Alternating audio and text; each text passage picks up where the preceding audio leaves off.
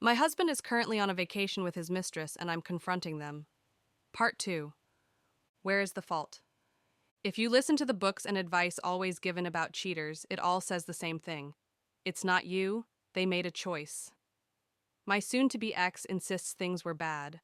While I don't think we were Pam and Jim or Lucy and Ricky, I think things were good. This process has made me review who I am, who I've been, and who I want to be. Could I have made changes? Yes. Was I perfect? Absolutely not. But my decisions and actions were never detrimental to our marriage. They were more like sacrifices. And now I'm having those sacrifices thrown at me, and I'm being called neglectful. Is all this about attention? A narcissistic need to be the apple of someone's eye?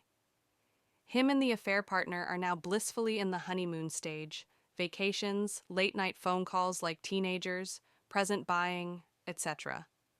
But what happens when the other shoe drops? What happens when she sees that he has very little patience with children? That he will walk past a sink full of dishes completely blind to them? When he doesn't pay the phone bill for 2 months because he is spending money on silly gadgets? What then? While it's not my problem, I'm sure his affair partner will take issue with these things. Perhaps then she will be put in the situation I've been in for a decade. Should she be the glue and hold it all together, or should she neglect responsibilities for his neediness? I've been told by him, despite the fact that he is having a relationship and spending large sums of money on someone else, that I'm at fault. Perhaps, but what about the decades of cleaning up your messes? Maybe if I would have had 2-hour conversations with him every night, things would be different. But to be honest, I'm happy I'm here.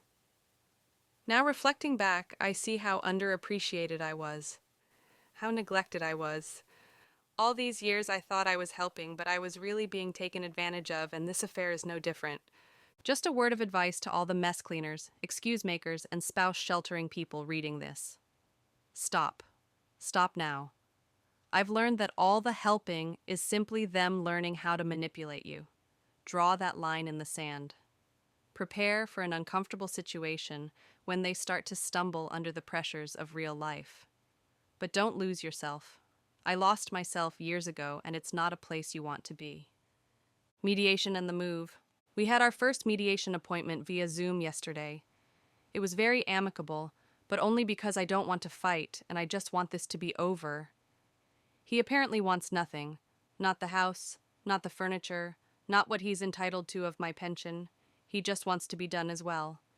As I've been packing up things in the house to declutter, I've been offering him things, but he wants nothing.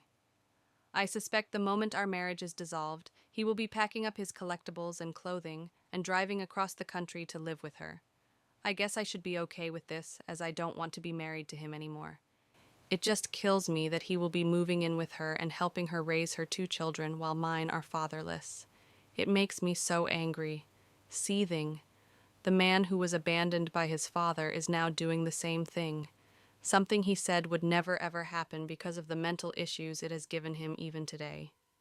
Well, it looks like that, as well as mostly everything else, was a lie. Again, I take solace in the fact that their honeymoon phase will be short-lived. Reality will smack them both in the face, and she will realize that he can be more hurt than help. While I wish him well and hope for the best, our kids deserve more than a Christmas Easter, 1 week in the summer father. No dad at basketball games, Cub Scouts, birthday parties, and school plays. Meanwhile, the affair partner will have him and her children's biological father.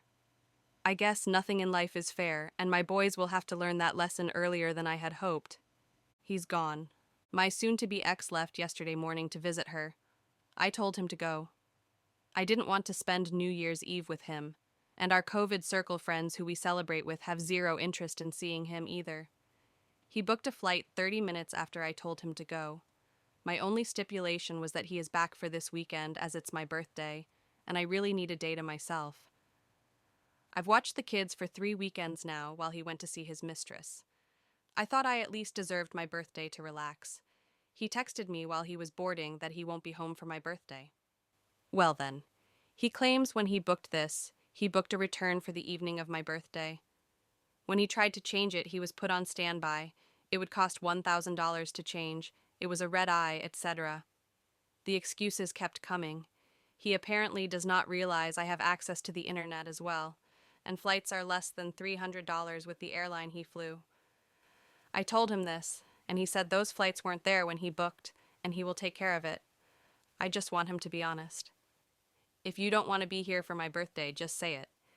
If you don't want to spend the day with your children, just tell me. I can't force you to be a parent. I told him the flights were available and affordable. It's his choice to rebook. The ball is in your court. That's all I can do, right? Stay tuned for an update on his return this weekend. New Year's Eve nightmare. It was 12:40 a.m. on New Year's Eve, and there was still no call from him. I was angry for no other reason than I explained to the kids that even though Daddy wasn't with us, he would call at midnight to talk to them and wish them a happy new year. I was made to be a liar. So I texted my soon-to-be ex, and his excuse was, "They are with their friends. I didn't want to bother them." Excuse me? Bother them? You mean you didn't want your kids to bother you, is what you are really saying? If I was across the country on New Year's Eve without my kids, I would have called and done the countdown with them via FaceTime. I think most parents would, but not him. He said, "If you would have told me that you told the kids I'd call, then I would have." He tried to spin this on me, that I created this mess. Why do I have to tell you that you need to call your children at midnight? This small act said a lot to me. Our children are not a priority. I guess he didn't want to ruin his perfect vacation at his new girlfriend's house with her children. He has a nice new family now. Today is my birthday, and he returns this evening.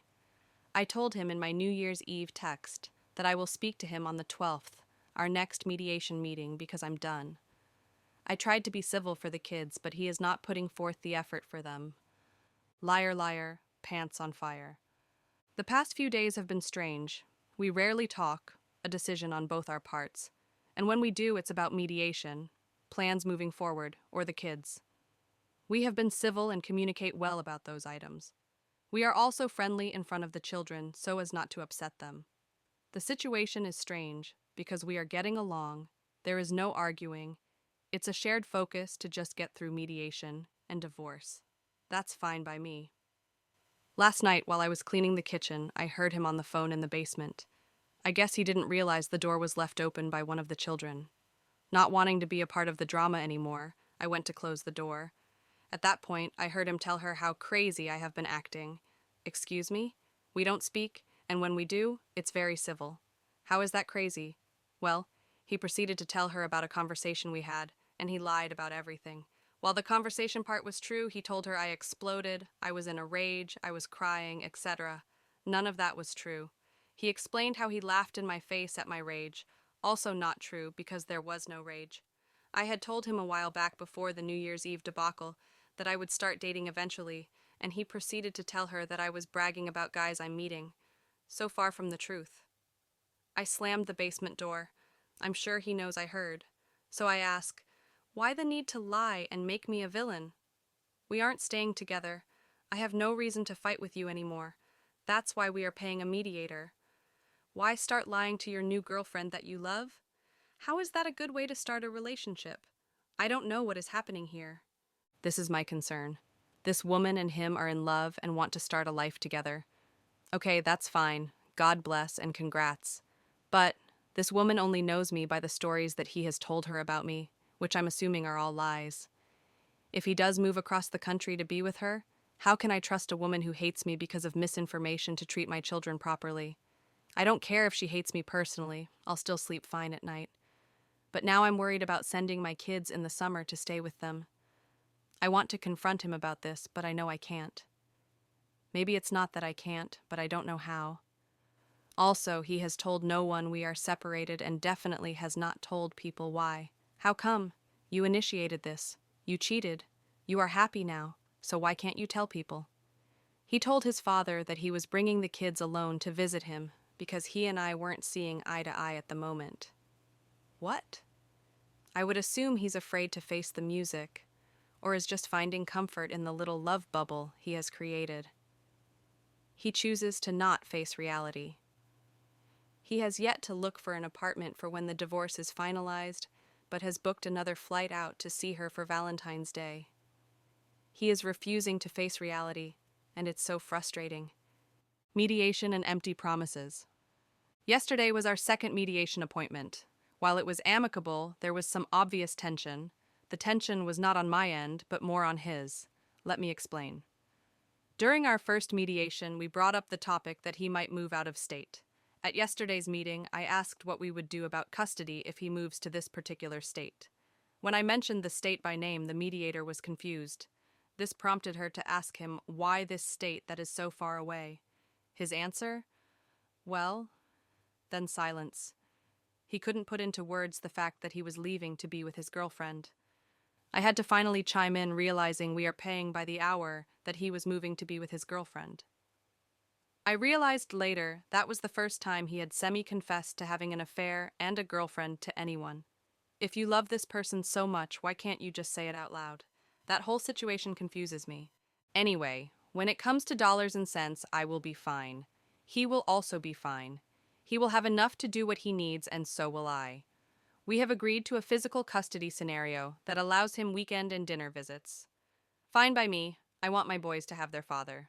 But the situation becomes a bit more difficult when he moves. While he said yesterday he plans to stay here at least a year, I doubt that will actually happen. When he does move across the country, he wishes to return for one weekend of every month to see the boys. Again, I'm fine with this scenario, but where will he stay that weekend? He has no family. Will he just be taking the boys to a hotel? Again, I don't think he actually thought this through. This is a problem that we will tackle when he does decide to move. Lastly, the mediator said it could take about 2 months to finalize everything.